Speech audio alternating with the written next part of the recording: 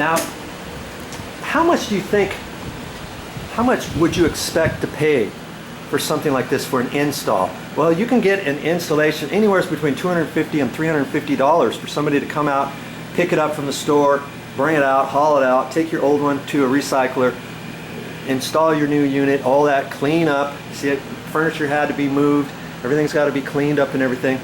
But you know, you can save that money yourself and you can put it in. I didn't really have that much trouble putting that in, did I? Now, if you had a helper helping you, yes, that's what I would suggest. I already got the old ones already put back in the box, ready to take to a recycler, or find somebody who's interested in taking them to the recycle place on their own. Or if these things are still working, if you know somebody who really can't afford a new air conditioner, maybe offer to give them yours if it fits in their opening. And if it doesn't, hey, you got the little parts in there, they can figure it out. It's probably better than nothing, okay? Good job.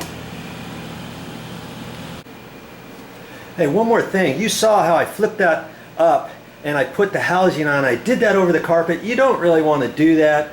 Take them outside and do it, but because see, sometimes the bottom of that insert could be full of water, it could have sludge in it, it could be all icky, and if you turn it up, you don't want anything getting down on your carpet, okay?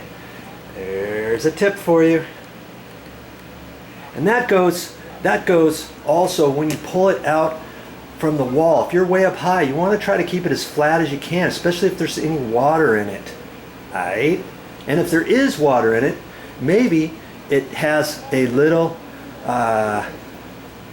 rubber cap outside. If it does, maybe that's why the water's in there. Take that cap off like I showed you with the little screwdriver. Take that out and maybe that'll drain some of the water out. But then you're still going to have to be careful when you remove it, lower it down, and take it outside.